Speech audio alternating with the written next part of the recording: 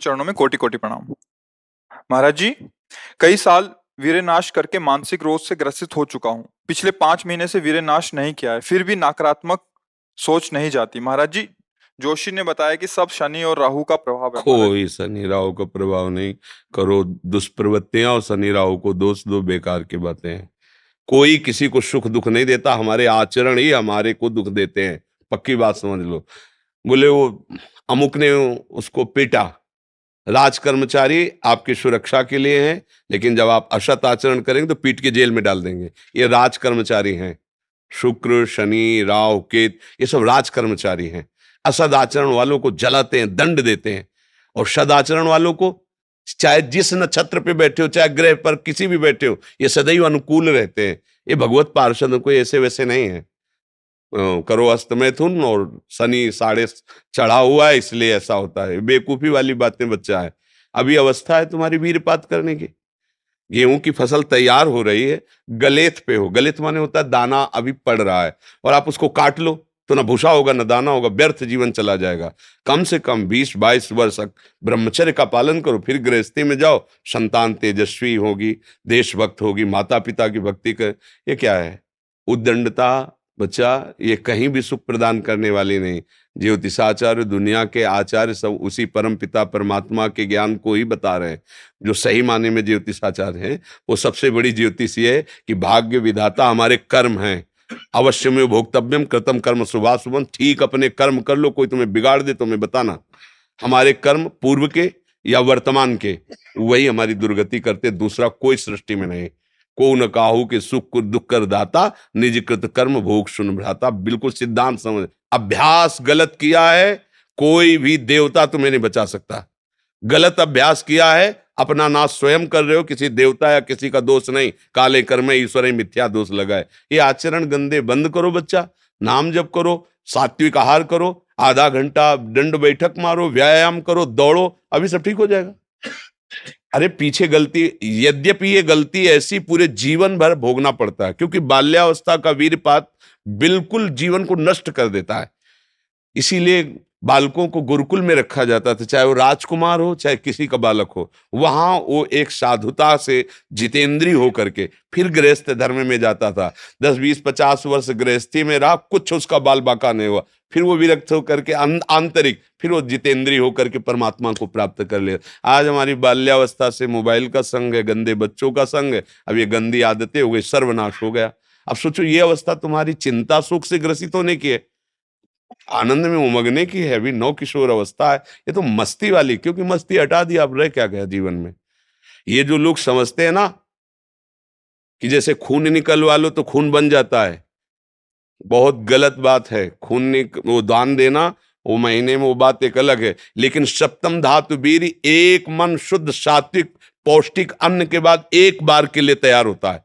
और यहां बच्चे खिलवाड़ में 2-2 3-3 बार रोज। अब क्या होगा? उनका हड्डियों तक की सामर्थ्य नष्ट हो जाएगी, कुछ दिनों बाद देखना बंद हो जाएगा, ऐसे चौंधियाने लगोगे, खड़े होने में चक्कर आएगा, कमर दर्द करेगा, पैरों में टूटन बनी रहेगी, दिमाग में टेंशन बनी रहेगी, पढ़ोगे तो कुछ याद नहीं रहेगा, स्मृति नष्ट होने लगेगी, एक नास्तिकता छा जाएगी, फिर ये जीवन भार लगेगा, फिर नशा में उतर जाओगे, फिर तो बस गए, फिर गए।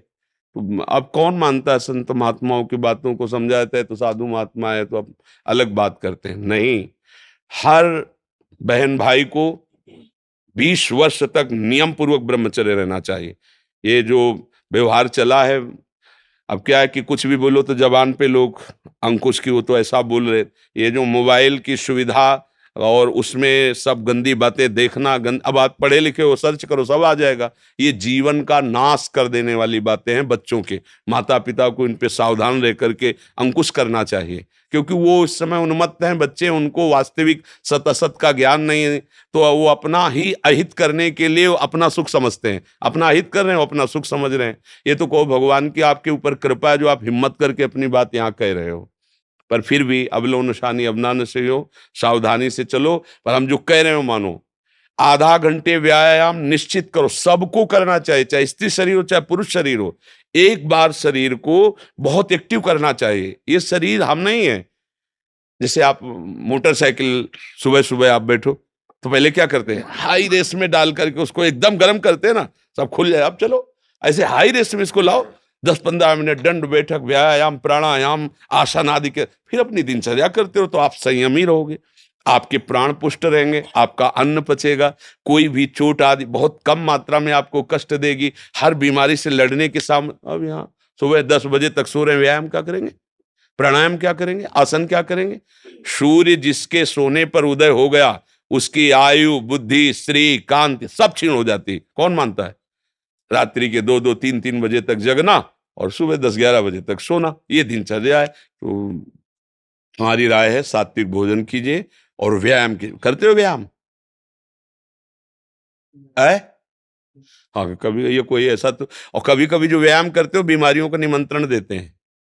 आज आप लगाओ 20 दंड और 50 बैठक और 5 दिन छोड़ दो, पूरा शरीर दर्द करेगा, फिर लगाओ फिर वह दर्द करेगा। रोज अगर नियमित करोगे तो वही पच करके आपके शरीर को पुष्ट करेगा। ये शरीर दुर्लभ बात है, दुर्लभो मानुषो देहो, लेकिन एक क्षण में नष्ट हो जाने वाला है। इसकी दुर्लभता है, संयम नियम से चलकर स्वरूप बोध कर लो या भगवत भजन करके भगवत प्राप्ति कर लो। अगर ये नहीं तो फिर क्लेश ही क्लेश, अशांति ही अशांति है। अभी सावधान हो जाओ। बिगड़ तो गया, अब ये नहीं कह सकते कि अभी कुछ नहीं बिगड़ा, बिगड़ गया। अगर कभी 25 वर्ष के बाद गलती हुई है तो हम उसे कह सकते हैं कुछ नहीं बिगड़ा, क्योंकि तुम्हारा पुष्ट है जीवन पूर्व से, अब आगे बढ़ो।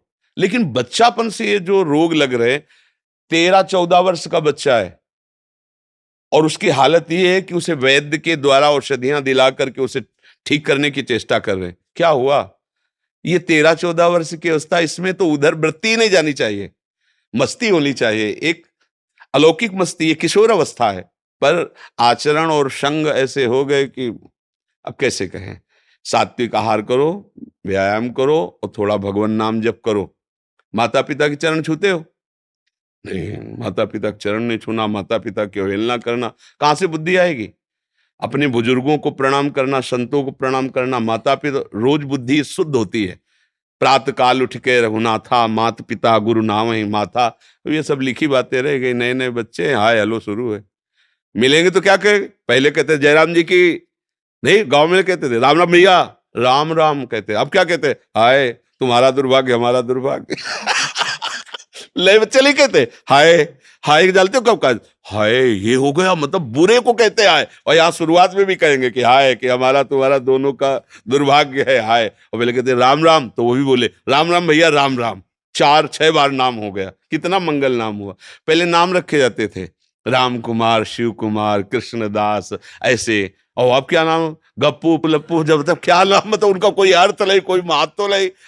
ये माया का खेल बड़ा विचित्र है, फंसाता चला जा रहा है ऐसी जगह जहां कहीं भी। अरे नारायण नाम पुत्र का रख दिया तो उसको भगवत प्राप्ति हो गई। अंतिम समय याद आ गया पुत्र की और बुलाया नारायण, तो भगवान के पार्षद आ गए, कथा है, बचा लिया। अगर हम परिवार में भगवान नाम रखें, थोड़ा नाम कीर्तन करें, भगवत चर्चा करें और बच्चों को बैठाल के संकोच न करें। माता पिता को चाहे, एक हम जानकारी के भक्त, वो अब संन्यास ले चुका है बच्चा, वो उसकी माँ ऐसे समझाती जैसे मित्र से कि देखो बेटा तुम जवान हो रहे हो, तुम्हारा मन ऐसे भोगों की तरफ जाएगा, ऐसी ऐसी क्रियाएं भोगों की होती हैं, क्या तुम शुरू कर दिए? तो उसका नहीं मम्मी। क्या क्या तुम्हारे मन में ऐसा आता है? आता तो है, बिना हमारे, हम तुम्हारे मित्र भी हैं, तुम्हारी माँ भी है, बिना हमारी अनुमति कि तुम ऐसा आज वही सन्यासी है। वो जब हमसे बात करे तो हमका प्रणाम है तुम्हारी माँ को, बोले मुझे अगर संभाला तो मेरी माँ ने संभाला। मतलब बचपन से बैठाल कर हमको सारी बातें बताती रही कि ऐसी ऐसी गलतियां होती, ऐसी ऐसी बात होती, तुम्हारे अंदर तो नहीं, तो हमका इच्छा है पर अभी नहीं है। आज उसने उसको सन्यासी बनाकर खड़ा कर दिया, भगवत मार्ग का पथिक बना दिया। मंदालसा ने अपने चारों पुत्रों को ब्रह्मबोध करा दिया। माता पिता का प्रथम रोल होता है। अब वो शर्म लिहाज इसमें क्या करना, बच्चा हमारा गड्ढे में गिरने जा रहा है, हम शर्म लिया, बैठा लो उसको पास में। देखो मोबाइल में गंदी चीजें तो नहीं देखते, गंदे बच्चों को संग तो नहीं करते, अगर आप ऐसा करते हैं तो नहीं करना चाहिए। उनका मैसेज देखें, उनका मोबाइल देखें, उनकी चेकिंग करें, उनकी मानसिकता को समझे। गलत हो गए हो तो उनको प्यार दुलार से, बड़ी कोई बात नहीं, गलती सबसे होती है, सुधार करो, मतलब उसको इतना पुष्ट करो कि वो बोझा ना लादने पावे और आगे निकल जाए। भाई इतनी फुर्सत का है माता पिता, वो अपने ही मनोरंजन से फुर्सत ले, वो अपने ही मन को संभालने में परेशान है। इसलिए अच्छा है बच्चा, सावधानी से चलो, अब कभी मत करना। क्योंकि इस क्रिया में क्या होता है कि नस नाड़ियां इतनी कमजोर हो जाती हैं कि फिर आगे चलकर आप करोगे भी नहीं, पर वो शक्तिपात हो जाएगा, मतलब नष्ट हो जाएगी वीर शक्ति। वो आपको ऐसा लगेगा कि हमने तो कुछ किया ही नहीं, और वो ऐसे हो जाएगा। मतलब नस नाड़ियां एक, ये हम अनुभव की बात कहते हैं जो हमसे मिले हैं साधक, कि स्नान कर रहे हैं, कोई हमारी क्रिया नहीं हुई, पर ऐसे हम सोने जा रहे हैं पर कुछ क्रिया नहीं है, ऐसे छू गया तो ऐसे बिल्कुल शक्तिहीन हो जाता है। तो ये अपना नाश करना है। कुछ दिनों बाद नींद आना बंद हो जाएगी, कुछ दिनों बाद दिमाग में निगेटिव केवल रह जाएगा, नकारात्मक सोच रह जाएगी। ये जो दुर्दशाएं हैं ना, तभी हम कहते हैं, पहले तो हम देखते थे कि 10 20 50 लोग गांव में तो ऐसे होते थे लंगोट बंद लड़ने लायक, क्योंकि गाय भैंस का दूध पिया, दंड बैठक मारी, ये बातें, मोबाइल था ही नहीं। 30 35 वर्ष से मोबाइल चला होगा है, इससे पहले नहीं था। पहले वो ऑफिसरों के पास वो बड़ा बड़ा होता था, नहीं तो हमने ये मोबाइल नहीं देखा 30 35 वर्ष। तो वो ये सब था नहीं, गांव में कभी किसी एक के यहाँ टीवी हो तो हो, नहीं तो टीवी, बिजली ही नहीं थी तो टीवी है, वो बैटरी से भले वो रामचरित जो चला था ना, तब गांव में छोटी छोटी टीवी लाए। बड़ा शुद्ध जीवन। अब ये समझे में नहीं आता है कि जवान है कि बूढ़ा है। कपड़े जैसे बांस के डंडे पे कपड़े पहना के खेतों में नहीं खड़ा किया जाता, बिल्कुल ऐसी सीन है। गाल चिपके हुए हैं, जांघों में मांस नहीं है, छाती में मांस नहीं है, और अपने को मतलब विश्वात्मा स्वरूप समझ रहे हैं, अपने को अहंकार में बलवान समझ रहे हैं, विद्वान समझ रहे हैं, और अपना जीवन नष्ट कर रहे हैं। हमें लगता है शरीर समस्त सद्गतियों का हेतु बनता है। अगर शरीर स्वस्थ है, बुद्धि पवित्र है, तो हम यहाँ अच्छे विद्यार्थी बन सकते हैं, हम अच्छे पुत्र बन सकते हैं, हम अच्छे मित्र बन सकते हैं, हम अच्छे देशवासी बन सकते हैं, हम अच्छे भक्त बन सकते हैं। और जब शरीर ही स्वस्थ नहीं, मानसिकता ही स्वस्थ नहीं, तो कुछ नहीं, बस जीवन काट रहे हैं व्यर्थत्व में।